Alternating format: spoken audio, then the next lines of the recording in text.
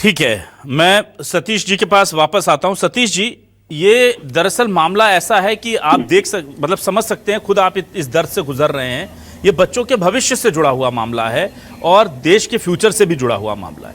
अब इस पूरे सिस्टम में ही जंग लगी हुई है, क्योंकि ये कोई पहला मामला तो है नहीं कि जब पेपर लीक हुआ है। और बड़ी बात यह है कि इस पेपर लीक के इतने बड़े कांड के बाद भी 2-3 परीक्षाएं होनी थी, वो भी गड़बड़ हो गई, उनके पेपर भी लीक हो गए। क्या आपको लगता है कि जो नकल माफिया है, जो पेपर लीक करवाने वाले लोग हैं, वो सरकार और सिस्टम से बड़े हैं कि इतना सब होने के बाद ना कोई बड़ी कार्रवाई हो पा रही है, ना पेपर लीक रुक पा रहा है? क्या आपको लगता है कि ये सिस्टम इतना ज्यादा ताकतवर हो गया है गलत लोगों का कि ये सब पर भारी है? जी, ये तो एक धंधा हो गया है। वो लोग अपना व्यवसाय चलाने के लिए किसी का जान की परवाह नहीं करते। ये लीक क्यों होता है सर? धंधा है उनका। और सतीश जी, आज उनके बच्चे तो बड़े बड़े आज कांग्रेस जो है वो गई है प्रदर्शन करने के लिए। कांग्रेस की तस्वीरें भी राहुल गांधी जी की चलाइए जरा भाई, दर्शकों को दिखाइए। क्या आपको लगता है कि विपक्ष सही तरीके से लड़ाई लड़ रहा है? क्योंकि कल जो है वो कॉकरोच जनता पार्टी ने छात्रों को इकट्ठा किया जंतर मंतर पर, उन्होंने अलग प्रदर्शन किया, और आज राहुल गांधी जी पहुंचे पीएम आवास पर और वो भी प्रदर्शन के लिए बैठे, उनकी गिरफ्तारी हो गई फिर। और प्रियंका गांधी और विपक्ष के तमाम नेता, अखिलेश यादव सहित तमाम नेता रहे हैं। तो क्या आपको लगता है ये लड़ाई ठीक ढंग से लड़ी जा रही है और इसके नतीजे निकलेंगे कुछ? बिल्कुल लड़ना चाहिए। ये जिस प्रकार का चल रहा है धंधा, शिक्षा से और बच्चों के भविष्य से और उनके माँ बाप की भावनाओं से, इसके लिए बिल्कुल आवाज़ उठना चाहिए। मैं तो सब जो भुगते हैं इस घटना, जैसे मेरे जैसे घटना हुई, उन सब माँ बापों को मैं यही कहूँगा कि बिल्कुल आप समर्थन कीजिए उन लोगों का जो इसके खिलाफ लड़ रहे हैं। चलिए ठीक है, मैं एक बार फिर से प्रतीक त्यागी जी के पास आता हूं। प्रतीक त्यागी जी, मुझे ये बताइए, कांग्रेस का ये जो प्रदर्शन देखने को मिला है आज, ये पीएम आवास पर था, और आतिश जी का मैं ट्वीट पढ़ रहा था, बड़ा इंपॉर्टेंट ट्वीट किया और बहुत बड़ा इंडिकेशन भी वो दे गई। वो ये कह रही हैं कि बीजेपी वैसे किसी को परमिशन नहीं देती है पीएम आवास पर प्रदर्शन करने की, लेकिन आज कांग्रेस को परमिट किया गया कि 1 घंटे आप आकर के पीएम आवास के आसपास आके प्रदर्शन कर लीजिए, जबकि बाकियों के लिए हमेशा जंतर मंतर जगह निश्चित है। तो जंतर मंतर पर कल प्रोटेस्ट हुआ, उसमें कांग्रेस और विपक्ष नहीं पहुंचा। आज अलग से इन्हें परमिशन दे दी गई कि आप आकर के यहां पर प्रदर्शन कर लीजिए 1 घंटे के लिए। तो क्या कांग्रेस और बीजेपी मिले हुए हैं? उनका सीधा सीधा ये आरोप भी था और ये तंज भी था। तो मुझे ये बताइए, अगर ये लड़ाई छात्रों की है तो इसमें कॉकरोच जनता पार्टी अलग क्यों है, विपक्ष अलग क्यों है? विपक्ष में तो सारे लोग आ जाते हैं, फिर जब मांग एक थी तो सबको एक साथ आना चाहिए ताकि ये लड़ाई और मजबूत तरीके से लड़ी जा सके। और या इसके पीछे सरकार की बहुत अच्छी स्ट्रेटेजी है कि उन्होंने प्रदर्शन कर लिया, अब इनको अलग दे दो, ये कहीं जुड़ ना जाए, मिल ना जाए। ये बहुत सोची समझी स्ट्रेटेजी है, क्या लग रहा है आपको? अभिलाष जी, ये कहना बहुत ज्यादा अलग होगा कि सरकार राहुल गांधी को इनवाइट करे और कहे कि प्रधानमंत्री के घर के बाहर आप आइए, हम परमिशन दे रहे हैं और आप आके वहां धरना प्रदर्शन करिए। बल्कि हमें इसे इस तरह से देखना चाहिए कि इतने महीने, ये एक लंबे अंतराल तक ये आंदोलन चला, और जिस तरह से आंदोलन चल रहा था अभिलाष जी, बहुत अच्छी तरह शांतिपूर्वक, जब तक ये आंदोलन छात्रों के हाथ में था, कोई अनियमितता सरकार की तरफ से नहीं हुई, कोई गलती छात्रों की तरफ से नहीं हुई। बार बार मैंने अभिजीत दिपके जी के काफी रील के माध्यम से और पोस्ट के माध्यम से उनकी वीडियोस देखी। उन्होंने बार बार कहा हम शांतिपूर्ण तरीके से ये काम करेंगे। अगर कुछ लोग ऐसे हमारे बीच आ गए हैं जो लोग इस आंदोलन को खराब करना चाहते हैं, वो अभी यहाँ से चले जाएं। हमारी मंशा कतई यहाँ पे दंगा फैलाने की नहीं है। हम इस समस्या का हल चाहते हैं, परमानेंट हल चाहते हैं। तो हमेशा अभिजीत दिपके का, अब सवाल यह आता है कि क्या अभिजीत दिपके कांग्रेस के व्यक्ति थे, क्या उन्होंने बिठाया, या आम आदमी पार्टी के व्यक्ति थे? ये लोग आपस में तय कर लें अभिलाष जी।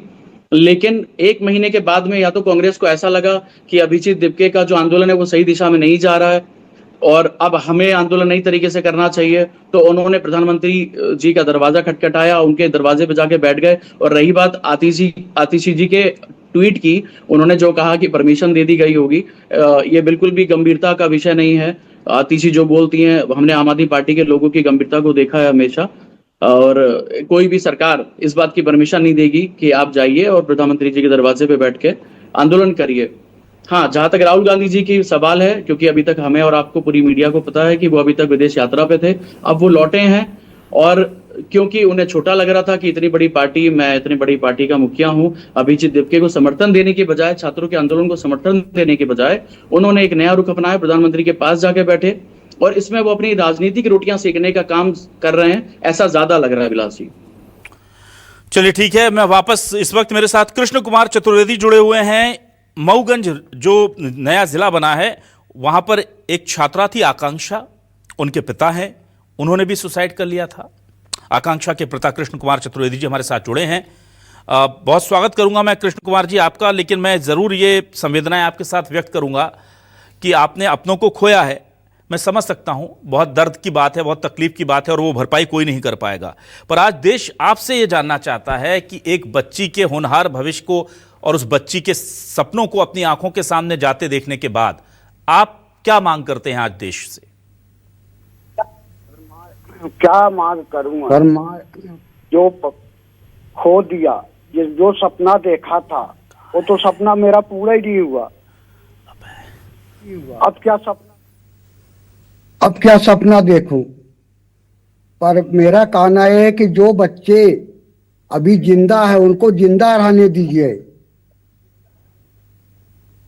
जी, उनको मत मारा जाए, मत घसेटा जाए जी। आप बताइए, ये बच्ची की फोटो देख रहा हूं तो लगता मेरा कलेजा पड़ जाए।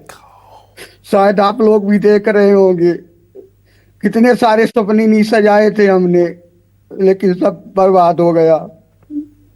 मेरी बेटी डॉक्टर के लिए सपना दिखाई थी कि मैं डॉक्टर बनूंगा, अपने पापा का पूरा सपना पूरा करूंगा, लेकिन मेरा सब बर्बाद हो गया। ये नीट पेपर लीक हुआ, ये सब मेरा बर्बाद करके रख दिया। अब क्या रह गया मेरे पास? किसका सपना देखूंगा? एक मेरा छोटा सा बच्चा है, उसको बोली थी कि अपने आज को मैं पढ़ाऊंगी, लिखाऊंगी, फुल दिखाओ, फुल। और एसडीएम बनाऊंगी डॉक्टर बनने के बाद। अब बताइए कौन उसको एसडीएम बनाएगा?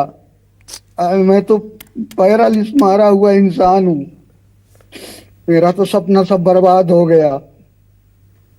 पर मेरा कहना ये होगा, मेरा सपना तो सपना ही रह गया, पर जो आज बच्चे जिंदा है उनको जिंदा रहने दिया जाए। जैसा बच्चों के साथ हो रहा है ऐसा नहीं होना चाहिए, बहुत बड़ी अन्याय है। मैं सरकार से गुजारिश करता हूँ कि बच्चों की जो मांग है उसको पूरा किया जाए। यही अपने हिंदुस्तान का धर्म है, दायित्व है। जी कृष्ण कुमार जी, मुझे पता चला कि आपको लकवा लग गया है, और आप ऐसी स्थिति में भी मैं समझ सकता हूं, एक पिता जिसके पैरों का सहारा बनने वाली थी बेटी और वो चली गई, आप भी अभी इस वक्त ऐसी स्थिति में हैं। बहुत संवेदनाएं आपके साथ कृष्ण कुमार चतुर्वेदी जी। पर मुझे बताइए कि एक मंत्री के इस्तीफे की मांग को लेकर पूरा देश इस वक्त आंदोलन कर रहा है, विपक्ष कर रहा है, छात्र कर रहे हैं, आप जैसे लाखों अभिभावक कर रहे हैं, करोड़ों लोग कर रहे हैं। क्या आपको लगता है कि सरकार को धर्मेंद्र प्रधान का इस्तीफा स्वीकार करके? जी, मंत्री जी को अपने आप इसमें इस्तीफा दे देना चाहिए। उनके चलते कितने बच्चों की जाने गई, अभी जाने वाली है, कितने बच्चों की नहीं जाने चली जाएंगी। अभी देख लीजिए जंतर मंतर में कितने बच्चों के साथ कितनी बड़ी अन्याय हो रही, किसी का सर फूट रहा, किसी की आंखों में आंसू गैस छोड़ी जा रही, आंखों में जलन हो रही। मैं आज 2 दिन से यही देख रहा हूँ, कितने दुख की बात है। हमारे साथ तो हुआ जो हुआ, पर अभी जो बच्चे जिंदा है उनके साथ ऐसा अन्याय अब नहीं होना चाहिए। बच्चों की मांगे पूरी करनी चाहिए। ये हिंदुस्तान है, कोई पाकिस्तान नहीं है। बिल्कुल कृष्ण कुमार जी, मैं समझ सकता हूं आपका दर्द। आप जरा बताएंगे आपके कितने बच्चे हैं, क्या क्या कर रहे हैं इस वक्त, आपकी पारिवारिक स्थिति कैसी है? सर एक बच्ची थी जो कि आज जा चुकी है नेट की वजह से। एक बच्चा है उसका छोटा भाई जो 9th क्लास में पढ़ रहा है जी। अभी उसको पढ़ाने के लिए मेरे पास ताकत क्षमता नहीं रह गई, क्योंकि मैं अपंग हो गया हूँ जी। वही एक सहारा थी, अनुशासन दी थी कि मैं राज को पढ़ाऊंगा। राज उसका भाई का नाम है। ठीक आज है, अब हमारे समझ में नहीं आ रहा कि मैं क्या करूं। ठीक है। कृष्ण कुमार जी, आप जुड़े रहिए हमारे साथ। प्रतीक त्यागी जी, मैं आज इन लोगों को इसलिए अपने साथ जोड़ रहा हूं क्योंकि बहुत दुख होता है ये देख करके कि लोग इस सिस्टम से इस कदर आजिज आ चुके हैं, इस कदर परेशान हो चुके हैं कि 33-34 बच्चों ने कथित तौर पर जान दे दी। और देखिए, किसी की तो रिस्पॉन्सिबिलिटी फिक्स करेंगे ना आप। किसी की रिस्पॉन्सिबिलिटी फिक्स ही नहीं हो रही इस देश में। और ऐसा नहीं कि एक पेपर लीक हुआ हो। पिछले 10 सालों में कौन सा पेपर है जो लीक नहीं हुआ? और इतने बड़े लीक के बाद, इतने बच्चों की सुसाइड के बाद फिर पेपर लीक हो जाते हैं। फिर धर्मेंद्र प्रधान जी कहते हैं कि मैं वायुसेना के हेलीकॉप्टर से भेज दूंगा, हवाई जहाज से भेज दूंगा। इस तरह की बातें करते हैं। भाई, आप तो सरकारी पैसा उड़ा रहे हैं ना वायुसेना के हेलीकॉप्टर पर। वो पिता जो विकलांग होकर के बैठा हुआ है, पड़ा हुआ है, जिसका 9वीं का छात्र जो है वो उनका बेटा है, अब वो क्या करेगा? उसके पास तो ना संसाधन है ना कुछ। एक भरोसा था, वो टूट गया। ऐसे में आपको लगता नहीं है कि सबसे पहले तो जिन बच्चों ने सुसाइड किया है, सरकार को उनकी तरफ देखना चाहिए, आर्थिक सहायता देनी चाहिए उनके परिजनों को, चाहे वो हमारे सतीश राव जैसे पिता हो या फिर हमारे कृष्ण कुमार चतुर्वेदी जैसे, अगर उनके आर्थिक हालात ठीक नहीं है तो, क्योंकि ये उनके बच्चे सुनहरे भविष्य की गारंटी थे। ये चले गए, किसकी वजह से गए भाई? बिल्कुल बिल्कुल ठीक बात है विलास जी, मैं आपकी बात से पूर्णतः सहमत हूँ। कोई भी बच्चा, हर परिवार में अब आजकल के दिनों में आप देख रहे होंगे, ज्यादातर परिवारों में वो एक एक बच्चे की प्रणाली चल रही है। लोग किसी के घर में एक बच्चा है, किसी के घर में 2 बच्चे हैं। मुश्किल से वो पढ़ा पा रहे हैं और उनका यही उद्देश्य रहता है कि बच्चा बढ़ जाए। और जब बच्चा पढ़ता है विलास जी, तो वो देश के भी काम आता है। ऐसा नहीं है कि वो परिवार के काम आता है। आज भी कहीं ना कहीं देश में अच्छे डॉक्टरों की बहुत भारी संख्या में कमी है। और सरकार को किसी भी राज्य का कोई भी बच्चा अगर इस मामले में गया है तो उनको गंभीरता से इस विषय को लेते हुए, इसमें राजनीतिकरण ना करते हुए, कोई भी सरकार हो, पक्ष हो, विपक्ष हो, इसमें कोई कुछ कहने लायक बचता नहीं है अभिलाष जी। सबको जाना चाहिए, उनके घर जाना चाहिए, उनकी स्थिति को भी ध्यान में रखना चाहिए और जो भी बेहतर उनके लिए वो कर पाए वो उनको करना चाहिए।